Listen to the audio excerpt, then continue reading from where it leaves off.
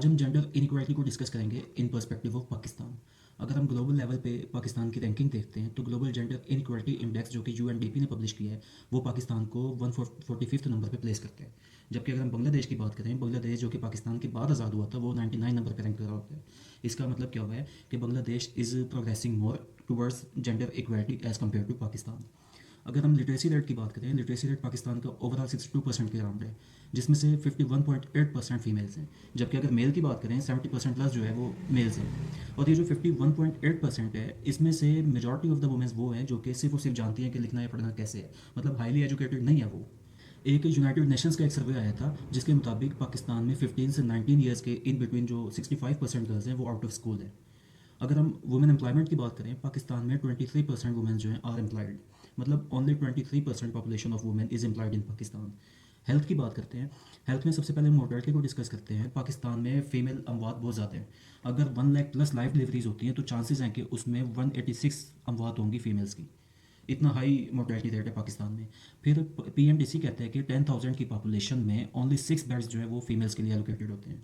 जबकि अगर हम स्टैंडर्ड की बात करें, डब्ल्यूएचओ कहता है कि स्टैंडर्ड 25 बेड्स होने चाहिए फॉर फीमेल्स इन 10,000 पॉपुलेशन। फिर आप रिप्रेजेंटेशन की बात करें इन पार्लियामेंट, पाकिस्तान में फीमेल रिप्रेजेंटेशन इन पार्लियामेंट वो भी कम है। अगर आप नेशनल असम्बली की बात करते हैं तो ओनली 21% वुमेन रिप्रेजेंटेशन है इन नेशनल असम्बली, और सेनेट में ओनली 17% है। फिर आप पार्टिसिपेशन की बात करें in different government institutions, police में देखते हैं, पुलिस में लेस देन 3% वुमेन पार्टिसिपेशन है। जुडिशरी की बात करें, जुडिशरी में थोड़ी बहुत ज़्यादा है, 15 to 20%, लेकिन स्टिल ये भी कम है। फिर आप इंस्टीट्यूशनल सपोर्ट की बात करें, पाकिस्तान में मोस्ट ऑफ द वुमेंस को इंस्टीट्यूशनल सपोर्ट नहीं मिलती, जिसकी वजह से अक्सर विक्टिम वुमेंस जो हैं वो अवॉइड करती हैं to seek help from any institution. World Bank कहता है कि लेस देन 40% वुमेंस ऐसी होती हैं जो किसी ना किसी इंस्टीट्यूशन से हेल्प लेती हैं आफ्टर विक्टिमाइजेशन। अर्ली मैरिजेस की बात कर रहे हैं, पाकिस्तान में 18% प्लस गर्ल्स जो हैं वो अर्ली मैरिजेस की विक्टिम हो जाती हैं। अर्ली मैरिजेस का मतलब है कि आपकी जो 18 ईयर्स से पहले की एज में शादी हो जाना। Human rights commission of Pakistan कहता है कि पाकिस्तान में 18% ऐसी गर्ल्स हैं जिनकी 18 ईयर्स से पहले ही शादी हो जाती है। इसके बाद हम वायलेंस की बात करते हैं। वायलेंस में अगर देखते हैं तो 90% वुमेंस ऐसी हैं जो कि अपने स्पाउसेस से मेंटल अब्यूज़ फेस कर रही होती हैं। 90% plus females are facing mental abuse from their spouses. 50% ऐसी वुमेंस हैं जो कि फिजिकल वायलेंस फेस कर रही होती हैं, that are the victim of physical violence, मतलब मारपीट। ऑनर किलिंग की बात करें, ऑनर किलिंग पाकिस्तान में एवरी ईयर इंक्रीज़ हो रही है। 2024 में हम देखते हैं कि पाकिस्तान में 405 वुमेंस जो है वो ऑनर किलिंग की विक्टिम हुई थी, जो कि डबल है एज़ कम्पेयर टू 2023। अगर कुछ प्रोमिनेंट नाम देखते हैं तो रिसेंटली बानो बीबी का कत्ल हुआ, एहसानुल्लाह का कत्ल हुआ, सही है, ऑनर किलिंग के टर्म्स में। कंदील बलोच का हो जाता है, और ऐसे मल्टीपल ऐसे आपको केसेस मिल जाएंगे। नवाज शरीफ ने कहा था कि there is no honour in the honour killing. फिर हम कुछ मैयर्स देखते हैं कि भाई पाकिस्तान में जो जेंडर इनइक्वालिटी है उसे हम कैसे रिड्यूस कर सकते हैं।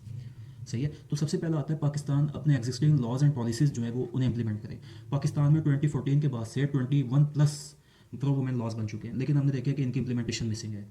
तो भाई अगर इनकी इंप्लीमेंटेशन कर लेना, पाकिस्तान में मैक्सिमम क्राइम ऐसे रिड्यूस हो जाएंगे वुमेन के अगेंस्ट। यूनिसेफ कहता है कि अगर पाकिस्तान वुमेन रेलिवेंट जो पॉलिसीज़ हैं एजुकेशनल टर्म्स में उनकी इंप्लीमेंटेशन कर देता है तो 52 आउट ऑफ स्कूल गर्ल्स जो हैं वो इन हो जाएंगी। सेल्फ डिफेंस ट्रेनिंग प्रोवाइड करें। सेल्फ डिफेंस ट्रेनिंग का क्या पर्पस होता है कि वुमेन के अगेंस्ट जो सेक्सुअल अब्यूज़ हो जाती है या कोई वायलेंस वगैरह के केसेस होते हैं वो काफ़ी हद तक कम हो जाते हैं।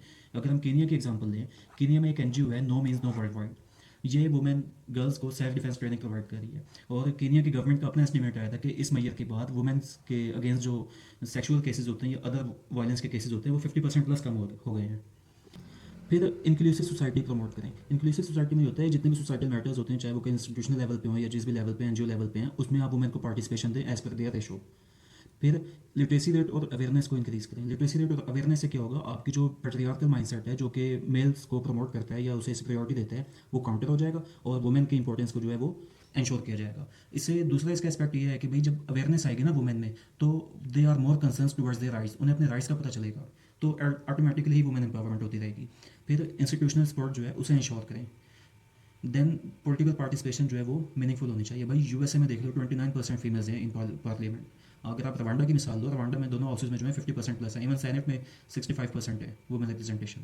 देन आप जो है micro financing and micro graduate schemes निकालें ताकि वुमेन की एम्प्लॉयमेंट रेशो जो है वो इकोनॉमिक एक्टिविटी जो है वो इंक्रीज़ हो जाए, वुमेन किसी इंस्टीट्यूशंस या किसी और फर्म पे डिपेंड ना करें। फ्यूडलिज्म को काउंटर करें। फ्यूडलिज्म जो है पाकिस्तान में मेजर हर्डल है बिहाइंड एनी इनिशिएटिव। इससे क्या होता है कि अगर आप फ्यूडलिज्म को काउंटर करेंगे ना, फोर्सेस ऑफ मॉडर्नाइजेशन आएंगे इन द रीजन। जैसे ही फोर्सेस ऑफ मॉडर्नाइजेशन आएंगी, ऑटोमेटिकली वुमेन एम्पावर होना शुरू हो जाएगी। Thank you.